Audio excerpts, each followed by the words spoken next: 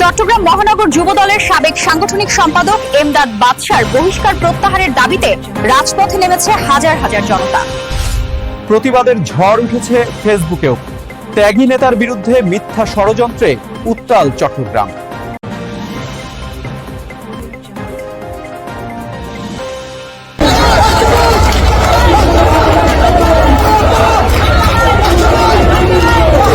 চোখ বাজার মানুষ, আমরা বাসাবাইকে কোনোদিন খারাপ কাজে দেখি নাই।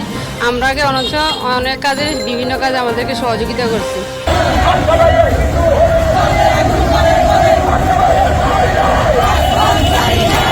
তো ষড়যন্ত্রের শিকার, গ্রুপিং কারণে তো আজকে উনি ষড়যন্ত্রের শিকার হয়েছে। যে কোনো গরিব দুঃখী মানুষ আসলে খালি হাতে ফেরা যায় না বাসা দুপুর থেকে।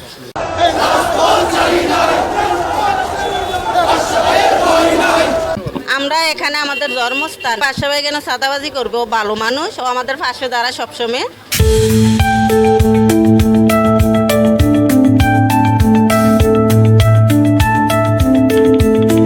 17-18 বছর অনেক নির্যাতন, নিপীড়ন, মামলা হামলা, আমাদের বাসায় অনেক রকমের অ্যাটাক হয়েছে।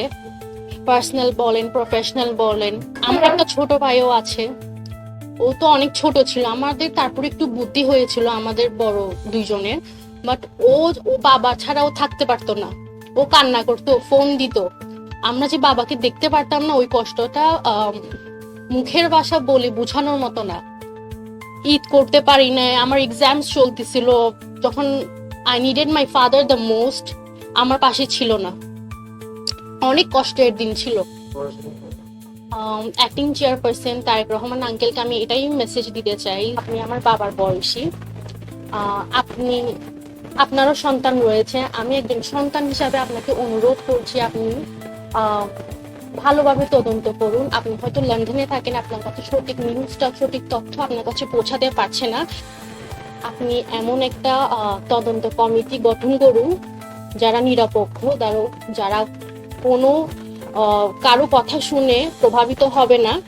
আমি একজন সন্তান হিসাবে আপনাকে অনুরোধ করছি, যেহেতু আমি এই জার্নিটাতে, এই সংগ্রামটাতে আমি ছিলাম, আমি দেখেছি আমার বুদ্ধির বয়স থেকে, আমি আপনাকে অনুরোধ করছি যে আপনি একটা সুষ্ঠুভাবে ন্যায় বিচার করুন।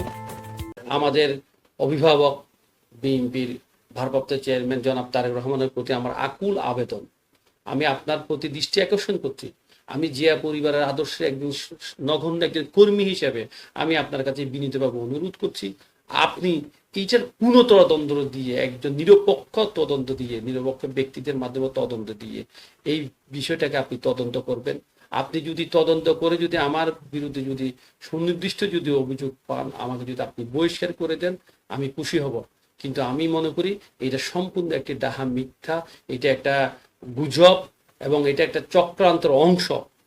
আজকে বিএনপির বিরুদ্ধে দেশি এবং বিদেশি ষড়যন্ত্র, বিএনপিকে ধ্বংস করার যে চক্রান্ত করছে সেটা আপনি জানেন। আপনি বলেছেন অদৃশ্য শক্তি আজকে আমাদের বিরুদ্ধে মিথ্যা প্রভাবনা চড়ানো হচ্ছে। আপনি বলেছেন আমাদের নেতাকর্মীদের বিরুদ্ধে মিডিয়া ট্রায়াল হচ্ছে, সেটা আপনি বলেছেন।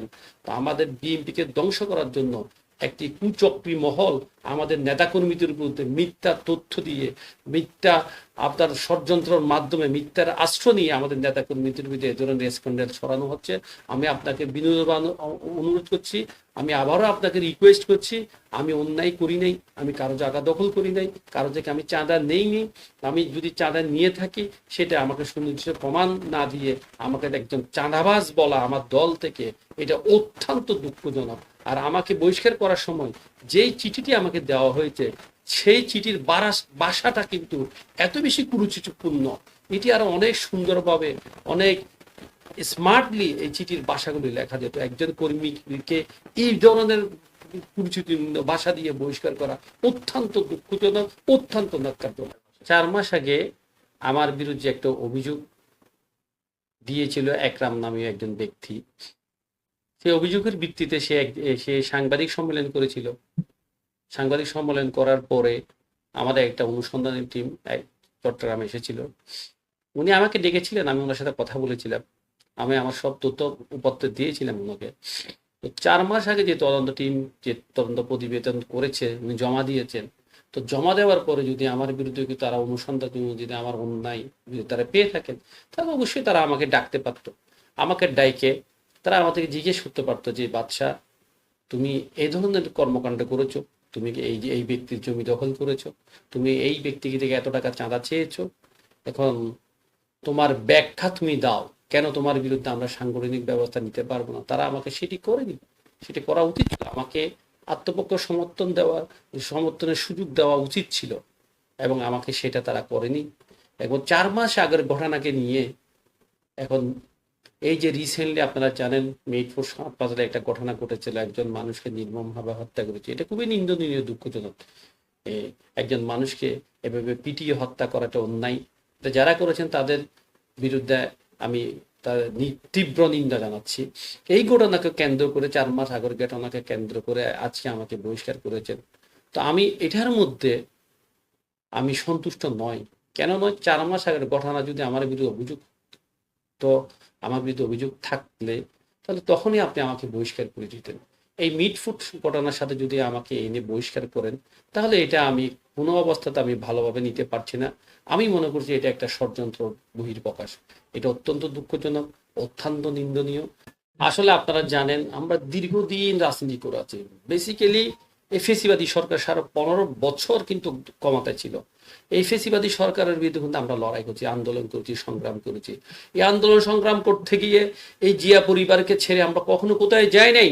এই জিয়া পরিবারের সাথে আমরা ছিলাম। এই আন্দোলন সংগ্রাম করতে গিয়ে 58টার অধিক মামলা হয়েছে, অনেকবার জেলে গিয়েছি, এবং আমাদেরকে প্রতিনিয়ত মৃত্যুকে কাঁধে নিয়ে আমরা কিন্তু রাজপথে ছিলাম।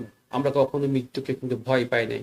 আমরা 17 কোটি মানুষ, 18 কোটি মানুষের ভোটের অধিকার আদায়ের আন্দোলন করেছি, তাদের মৌলিক অধিকার আদায়ের আন্দোলন করেছি, তাদের যে মানবিক অধিকার সেই অধিকারের আন্দোলন করি, অন্যায়ের বিরুদ্ধে আন্দোলন করছি, ফেসিবাদী সরকারের বিরুদ্ধে অন্যায় অত্যাচার জুলুমের বিরুদ্ধে আমরা আন্দোলন করছি। এই আন্দোলন করতে গিয়ে আমরা এক বিন্দু মাত্র আমরা পিছ পা হয় নাই, এবং পুলিশের বুলেটের সামনে গিয়ে আমরা আমাদের বুক সামনে দিয়ে আমরা আন্দোলন করতে সামনে এগিয়ে গিয়েছি। আমরা কখনোই পিছ পা হয় নাই। এই আন্দোলন সংগ্রাম করতে গিয়ে আমাদের অনেকেই আছে যারা পরাজিত হয়েছে, ফেসিবাদী দূষণের সাথে যারা ছিল, আঘাত করেছিল, যারা পরাজিত হয়েছে আছে, সেই পরাজিত শক্তি আজকে আমরা যারা রাজপথে ছিলাম, আমরা যারা ত্যাগী নেতা কর্মীদের যারা ছিলাম, তাদেরকে সুপরিকল্পিতভাবে তাদের যে রাজনৈতিক ব্যাকগ্রাউন্ড, রাজনৈতিক কেরিয়ারকে ধ্বংস করার জন্য একটা সূক্ষ্ম চক্রান্ত লিপ্ত আজকে তারা এই ঘৃণিত কর্মকাণ্ডগুলি তারা করছেন। আজকে আমরা আবারও আমি বিনীতভাবে আমাদের চেয়ারম্যানের প্রতি আমি অনুরোধ করছি, দয়া করে আপনি প্লিজ, আপনি বাংলাদেশের অভিভাবক, আপনি অনেক মেধাবী, আপনি অবশ্যই এইটা একটা সুষ্ঠু তদন্তের মাধ্যমে আমি কেন আমার সাথে আরো যারা আজকে চট্টগ্রাম শহরে আপনার এই বহিষ্কার হয়েছে তাদের বিরুদ্ধে অনেকে ষড়যন্ত্র মাধ্যমে তারা বহিষ্কৃত হয়েছে, এবং আমাদের গ্রুপিং রাজনীতি, আমাদের সিনিয়র অনেক নেতা রয়েছেন, তাদের মধ্যে নিজস্ব মধ্যে গ্রুপিং রয়েছে, নিজস্ব গ্রুপিং রাজনীতিকে এস্টাবলিশ করার জন্য তারা এই সময় ঘৃণিত কর্মকাণ্ড করতে পারে। আপনি একটা সুষ্ঠু তদন্তের মধ্যে দিয়ে আমাদেরকে এই দায় থেকে আপনি মুক্ত করবেন দয়া করে। এই চাঁদাবাজি তকমাজি টেটে লাগানো হয়েছে, এটা অত্যন্ত দুঃখজনক। যে জিনিসটার বিরুদ্ধে সারা জীবন লড়াই করেছে, যুদ্ধ করেছে, চাঁদাবাজের বিরুদ্ধে, সন্ত্রাসের বিরুদ্ধে, দুর্নীতির বিরুদ্ধে, ফেসিবাদের বিরুদ্ধে, আজকে সেই চাঁদাবাজের তকমাটা আমাদেরকে লাগানো হয়েছে, আমাকে লাগানো হয়েছে। এটা অত্যন্ত দুঃখজনক।